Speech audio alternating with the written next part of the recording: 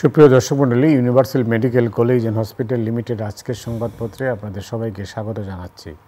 Senior সাংবাদিক সোহরাব হাসান আমাদের সঙ্গে রয়েছেন। সোহরাব ভাই, স্বাগত আপনাকে। আপনাকেও ধন্যবাদ, শুভেচ্ছা। বাংলাদেশ প্রতিদিনের শিরোনাম হচ্ছে ৭১-এ তারা লাখ লাখ মানুষ হত্যা ও মা বোনদের ইজ্জত লুটেছিল, তারেক রহমান। চলতি সপ্তাহে ভোটের তফসিল। মানবজমিন তফসিল চূড়ান্ত। মোবাইল ব্যবসায়ীদের সড়ক অবরোধ, যানজটে দুর্ভোগ। আমার দেশ অজ্ঞাত জুলাই শহীদদের লাশ উত্তোলন, কান্না। এনসিপি, এবি পার্টি সহ ৩ দলের নতুন মোর্চা। কালের কণ্ঠ চলতি সপ্তাহে তফসিল। খালেদা জিয়াকে আপাতত বিদেশে নেওয়া হচ্ছে না। কালবেলা ক্ষমতার জাদু দিয়ে সরকারি জমি কেনাবেচা সাগুপ্তার। ভোটের প্রস্তুতি ও তফসিল নিয়ে সুন্দরভাবে এগিয়ে যাচ্ছে ইসি। দেশ রূপান্তর রাজনীতির চক্করে রূপপুর, বৃহস্পতিবারের মধ্যেই তফসিল। সময়ের আলো, 7 দিনের মধ্যে তফসিল। খালেদা জিয়াকে দেশেই সারিয়ে তোলার চেষ্টা। খবরের কাগজ, তফসিল ঘোষণায় প্রস্তুত ইসি, আপাতত দেশেই খালেদা জিয়ার চিকিৎসা। করতোয়া, চলতি সপ্তাহে তফসিল, চিকিৎসকদের সিদ্ধান্তের অপেক্ষা। Daily Sun, poll schedule due this week.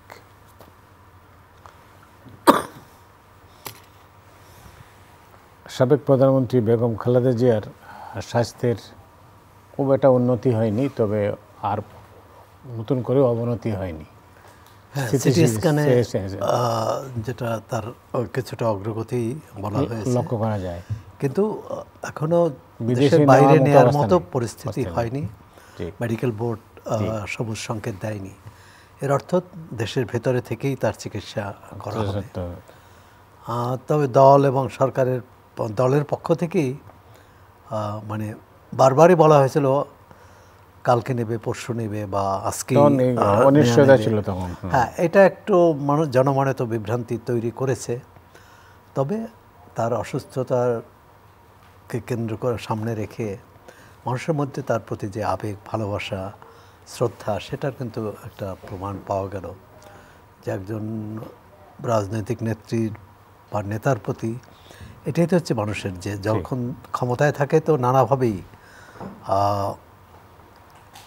লোকজন নানা সুবিধা নেওয়ার জন্যে, নানা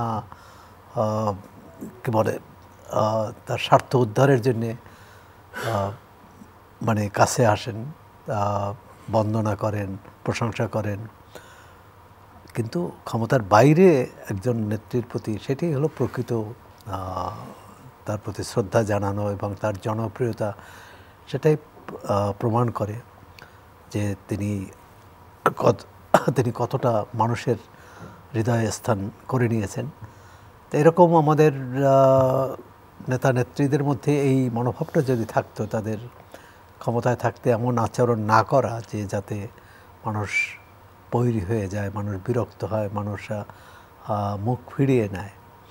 তো এটা তো দেখা গেল যে তিনি 16-17 বছর ক্ষমতার বাইরে থাকার পরেও তার প্রতি মানুষের আস্থা, বিশ্বাস অটুট আছে। অনেক ধন্যবাদ। এবং আমরা আশা করি তিনি সুস্থ হয়ে স্বাভাবিক জীবনে ফিরে আসবেন, রাজনীতিও করবেন, কারণ তিনি এখনও দলের প্রধান এবং বিএনপি তাকেই কিন্তু প্রধানত ভরসা করে। অনেক ধন্যবাদ।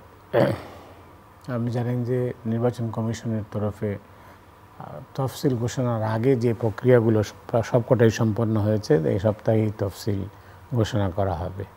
তো নির্বাচন সামনে, এই যখন অবস্থা, এর মধ্যে কিছু সংখ্যক মানুষ বিশ্বাস করেন বা বলেন যে না, নির্বাচনকে আসলে আদৌ হবে না। এটি আমাদের রাজনৈতিক বৈরী রাজনীতি। মানে আওয়ামী লীগ চলে যাওয়ার পরে তো রাজনীতির যে বৈরিতা, রাজনীতির একে অপরের প্রতি যে অবিশ্বাস, সেটা কিন্তু চলে যায়নি। আপনি এখন দেখা যাবে প্রতিদিনের বক্তৃতা বিবৃতিতে নেতারা একদল আর একদল সম্পর্কে যে অবিশ্বাসের বাতাবরণ তৈরি করেছে এবং অন্যকে ছোট না করে যাতে নিজে নিজে বড় হওয়া যায় না, এই মনোভাবটাই। সে কারণেই আপনি এই নির্বাচন নিয়ে যে সংশয়ের কথা বললেন, দেখলাম যে জামাতের আমির গতকাল এক সভায়, গতকাল না তার আগের দিন, যে সিলেটের সভায় বললেন যে যে দল এতদিন নির্বাচনের জন্য হাহুতাশ করছে সেই দল এখন ভিন্ন সুরে কথা বলছে। বিএনপিকে ইঙ্গিত করেছে, আবার সেই বিএনপিকে ইঙ্গিত করে আজকে সেই জামাত ইসলামীকে ইঙ্গিত করে আবার বিএনপির ভারপ্রাপ্ত চেয়ারম্যান তারেক রহমান কিন্তু বেশ কঠোর ভাষায় সমালোচনা করেছেন এবং বলেছেন যে ৭১-এ তারা লাখ লাখ মানুষকে হত্যা করেছে, মা বোনের সম্ভ্রমহানি করেছে। মানে এই নির্বাচনী রাজনীতি শুরু হয়ে গেছে। এখন আমরা চাই তারপরও যে সমালোচনা করবে, কিন্তু সেটা যাতে শিষ্টাচার বজায় রেখে করা হয়, এমন ব্যক্তিগত কুৎসা, ব্যক্তিগত বিদ্বেষ না ছড়ানো হয়, অর্থাৎ একসঙ্গে কাজ করার, একসঙ্গে নির্বাচন করার পরিবেশটা যাতে থাকে। না হলে এই আমরা তো দেখেছি ১৫-১৬ বছর, অথবা যদি বলি শেষের ১০ বছর শেখ হাসিনার আমলের যে মুখ দেখা দেখি বন্ধের করার রাজনীতি, যে কেউ কাউকে সহ্য না করতে পারার রাজনীতি, সেখান থেকে তো বেরিয়ে আসতে হবে। এখন নির্বাচনী জয়ের জন্য যদি সব কিছু মানে একেবারে মরিয়া হয়ে ওঠে, যে অন্যকে মাঠেই থাকতে দেবে না, তাহলে কিন্তু আপনি বলছেন নির্বাচন নিয়ে সংশয় না, তবে নির্বাচনটি কেমন হবে, নির্বাচনটি আমরা সত্যি সত্যি একটা আদর্শ নির্বাচন, একটি গ্রহণযোগ্য নির্বাচন করতে পারবো কি না, অনেকগুলো প্রশ্ন আছে। এই নির্বাচনে সব দল, আওয়ামী লীগের কার্যক্রম যেহেতু নিষিদ্ধ, আওয়ামী লীগ নির্বাচন করতে পারবে না এটাই ধরে নেই, কিন্তু জাতীয় পার্টি, আওয়ামী লীগের অন্য সহযোগী দল 14 দল, তাদের উপর তো নিষেধাজ্ঞা এখনও হয়নি।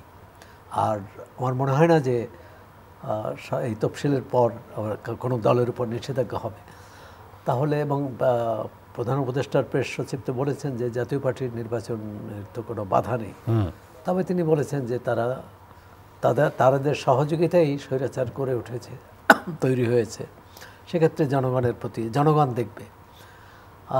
মনে করি যে একটি গ্রহণযোগ্য নির্বাচন করার যত বেশি মানুষকে এর সঙ্গে যুক্ত করা যায়, মানুষ মানে দল, সংগঠন, আপনি আগে থেকেই যদি কোনো জনগোষ্ঠীকে বাদ দেওয়া হয়, কোনো দলের সমর্থককে বাদ দেওয়া হয় নির্বাচনের প্রক্রিয়া থেকে, তাহলে কিন্তু সেই নির্বাচন সবার কাছে গ্রহণযোগ্য হবে না।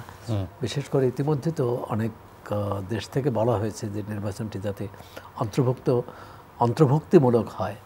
এখন সেই অন্তর্ভুক্তিটা কি হবে, দলের বিচারে হবে না ভোটারের বিচারে? তা এটার মধ্যে কিন্তু খুব ফারাক করা কঠিন, কারণ ভোটাররাই তো কোনো না কোনো দলের সমর্থক। এখন যদি কোনো দলকে বাদ দেওয়া হয়, তাহলে এক শ্রেণীর বা ভোটারদের এক অংশকে তো বাদ দেওয়া হবে, কারণ নির্বাচন তো হচ্ছে বাছাই করার উন্মুক্ত সুযোগ, উন্মুক্ত ক্ষেত্র তৈরি করা। সেটাই যদি না হয়, তাহলে আমরা তো আরেকটি একতরফা নির্বাচন চাই না, আরেকটি সাধারণ নির্বাচনও চাই না এবং নির্বাচন কমিশন মানে এখন পর্যন্ত তাদের বলবো যে তাদের কার্যক্রম বড় ধরনের বিচ্যুতি হয়নি, তারা সঠিক পথেই আছে। এখন নির্বাচন কমিশনকে অতিশয় সতর্ক থাকতে হবে, কারণ এই নির্বাচনটি বড় কঠিন পরীক্ষা তাদের জন্যে, পুরো দেশবাসীর জন্যও, রাজনৈতিক দলগুলোর তো বটেই। এই নির্বাচন সামনে রেখে আপনার প্রত্যাশা কি? আমার প্রত্যাশা একটা ভালো নির্বাচন, একটা মানুষ নিরাপদে ভোট দিয়ে নির্বিঘ্নে ঘরে ফিরে আসতে পারবে, প্রতিটি মানুষ, সেটি ধর্মীয় সংখ্যালঘু হোক, সেটি জাতিগত সংখ্যালঘু হোক, অথবা যে কোনো মত বা পথের ভোটার হোক। এটি একটি প্রতিযোগিতার বিষয়টা, যেমন প্রতিযোগিতা করতে পারবে কিনা, যাদের বিরুদ্ধে ইতিমধ্যে বিচার হয়েছে, শাস্তি পেয়েছেন, যাদের বিরুদ্ধে মামলা আছে, অভিযোগপত্র দেওয়া আছে, কিন্তু আদালতের রায়ের আগে কিন্তু এটা বলা যায় না যে তিনি অপরাধী বা অপরাধী নয়। যাদের বিচার হয়েছে তাদের বিষয়টি আলাদা, কিন্তু যাদের মামলা বিচারাধীন, তাদের ক্ষেত্রে অতীতে তো আমরা দেখেছি বিচারাধীন ব্যক্তিরা নির্বাচন করতে পারতেন। এখন এবারে তো বিশেষ করে আইসিটিতে তো করা হয়েছে যে অভিযোগপত্র দাখিল করলেই আর নির্বাচন করতে পারবে না। হ্যাঁ, পলাতক নির্বাচন করতে পারবে না, কারণ তাকে তো না, যারা ক্লিন ইমেজ তারা তো করতেই পারে। জি, ক্লিন ইমেজ যাদের, ক্লিন ইমেজ বা সাধারণ, মানে একজন যে কোনো দলের সমর্থক তিনি যদি নির্বাচন করতে চান, তাহলে তো সরকার তো এমন কোনো আইন করেনি যে তাকে করতে দেবে না, কিন্তু এখানে পরিবেশের ব্যাপার রয়েছে।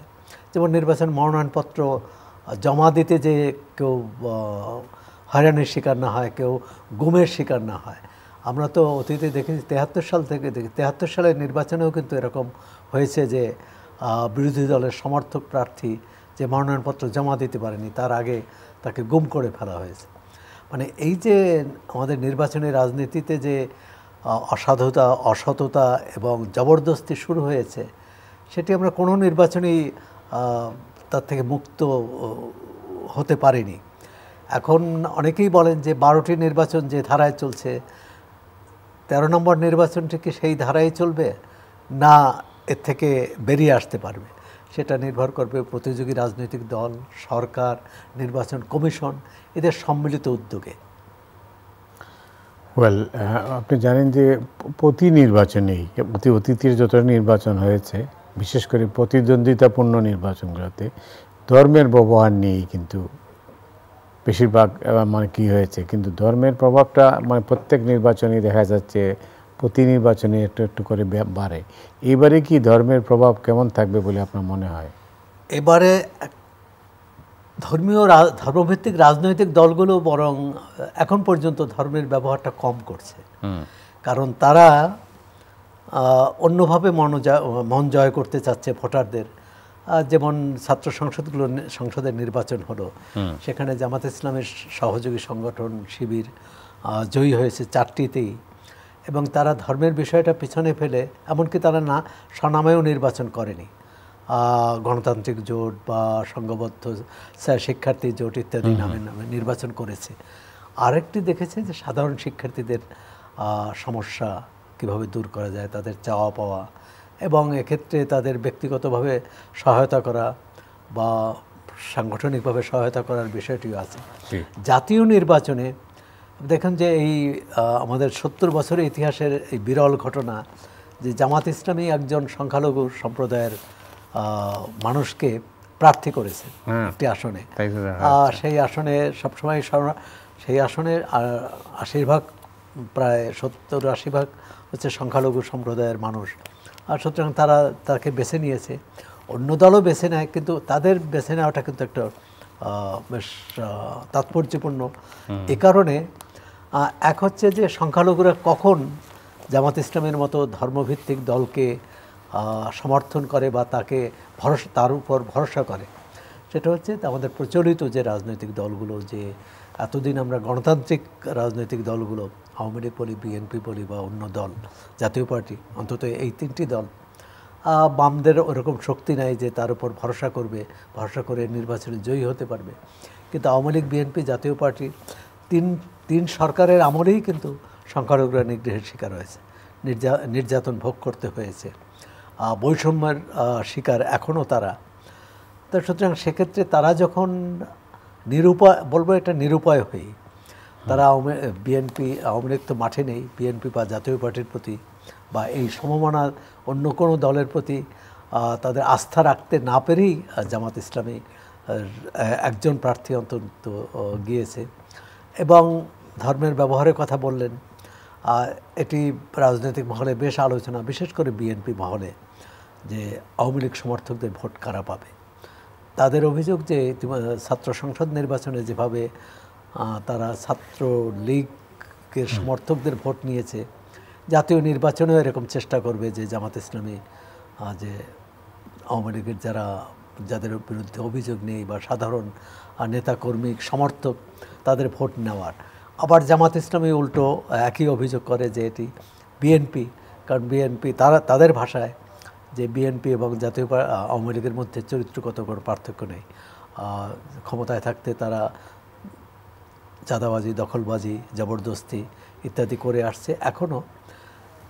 এই যে ধর্মের ব্যবহার, যেমন অনেকে বলেন যে, অনেক দলই বলেন, বিএনপির নেতারা বলেছেন, অন্য দলের নেতারাও, যে জামাত ইসলামের ইসলাম আসল ইসলাম নয়, এর অর্থ এটাও কিন্তু ধর্ম ব্যবহার, যে তাহলে আসল একটা ইসলাম খুঁজতেছেন। কিন্তু আমাদের তো হওয়া উচিত ছিল পুরো ধর্মটাই, ধর্মের বিষয়টি নির্বাচনী প্রক্রিয়ার বাইরে। কারণ একটা গণতান্ত্রিক রাষ্ট্রে সেখানে সব ধর্মের, সব জাতি গোষ্ঠীর নাগরিক থাকবে। তারা তাদের পছন্দসই তারা দেখবে যে কার নির্বাচনী ইশতেহারে কী ওয়াদা করা হয়েছে, অতীতে সেই ওয়াদা রক্ষা করা হয়েছে কিনা। আবার এ প্রশ্নও আসে যে জামাত ইসলামের পক্ষ থেকে যে আওয়ামী লীগ দেখেছেন, বিএনপি দেখেছেন, জাতীয় পার্টি দেখেছেন, এবার জামাতকে দেখেন। কিন্তু জামাতকে একেবারে দেখা হয়নি তা তো না, এবং বিএনপির জবাবে বলছে জামাতকে তো আমরা ৭১-ই দেখেছি। এছাড়া 2001 থেকে 2006 যে সরকার ছিল সেই সরকারের তারা অংশীদার ছিল। 95-96 সালে যে তত্ত্বাবধায়ক সরকারের আন্দোলন, তাতে তারা আওয়ামী লীগের সহযোগী ছিল। 86 সালের নির্বাচনে বিএনপি অংশ নেয়নি, বর্জন করেছে, কিন্তু জামাত ইসলামী কিন্তু আওয়ামী লীগের সঙ্গে সেই নির্বাচনে অংশ নিয়েছে। সুতরাং জামাত ইসলামের মধ্যে কিন্তু এই সুবিধাবাদী প্রবণতা আছে। আবার একই সঙ্গে তারা বাস্তবতার নিরিখে কিন্তু তারা অনেকবার পরিবর্তন করেছে। 2008 সালে এটিএম শামসুল হুদা কমিশন যখন নির্বাচনে আরপিওর অনেক নীতিমালার সংশোধন পরিবর্তন করতে বাধ্য করেছে অনেক দল, তার মধ্যে জামাত ইসলামী আছে, যে এবং এই যে আজকে একজন সংখ্যালঘু সম্প্রদায়ের মানুষকে তারা প্রার্থী করলেন, সে ওই সংশোধনী তখনই ছিল যে অন্য ধর্মের লোকদেরও তারা দলের সদস্য করতে পারবেন। আরেকটি হচ্ছে ইসলামী শাসনতন্ত্র আন্দোলন, সেটাও নির্বাচন কমিশনের আপত্তির মুখেই কিন্তু তারা শাসনতন্ত্র শব্দটি বাদ দিয়েছেন। কারণ গণতান্ত্রিক দেশে তো কোনো ধর্মের নামে শাসনতন্ত্র হতে পারে না। আর সুতরাং তারাও এক ধরনের একটা আপোষ বলি বা বাস্তবতাকে মেনে নেওয়া।